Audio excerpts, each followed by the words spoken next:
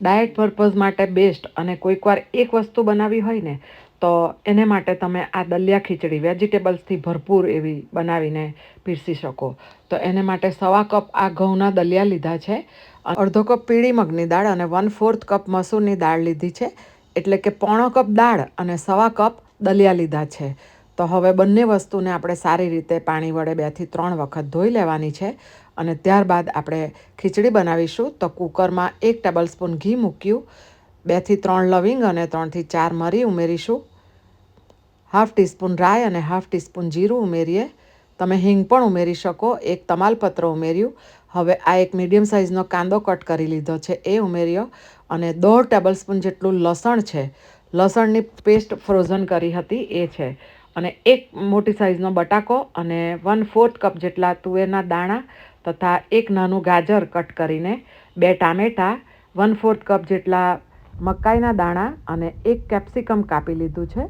શાકભાજી તમારા ઘરમાં જે અવેલેબલ હોય ને તે અથવા તો તમને જે પસંદ હોય ને એ ઉમેરી શકો. તો હવે ગેસની ફ્લેમને મીડિયમ રાખીને શાકભાજીને 1 મિનિટ જેટલા સાંતળી લઈશું અને બાજુના ગેસ પર મેં ગરમ પાણી કરવા મૂક્યું છે.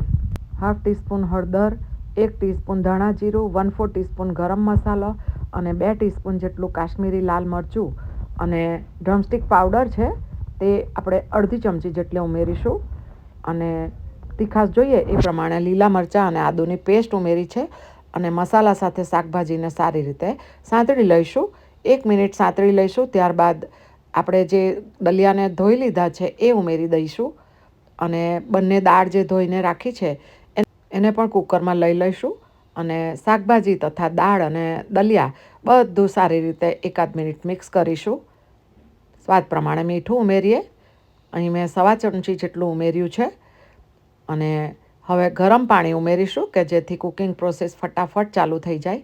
તો 4 કપ જેટલું ઉમેરીએ અને બીજું જરૂર પડશે તો પાછળથી ઉમેરીશું. અને આવી રીતના ઉકાળ આવે ને એટલે ફરીથી મને જરૂર લાગે છે 1 કપ પાણીની, તો 1 કપ હુંફાળું પાણી ઉમેર્યું છે અને કુકરનું ઢાંકણ બંધ કરીને 4 સીટી જેટલું મીડિયમ ફ્લેમ પર કૂક કરી લીધું છે. હવે આપણે કુકર ખોલીને જોઈ લઈશું. વાવ, સરસ આપણી ખીચડી તૈયાર થઈ ગઈ છે. તો સર્વિંગ કરીશું. શાકભાજીથી ભરપૂર, ફાઇબર્સથી ભરપૂર, ડાયટ પર્પઝ માટે ઉપયોગી અને 1 જ ટેબલસ્પૂન ઘીમાં બનાવી છે. તમે આની ઉપર ફરીથી ઘી અથવા તો બટર પણ સર્વ કરી શકો, પરંતુ મેં નથી લીધું. આ સલાડનું બાઉલ અને છાશ લીધી છે મોળી.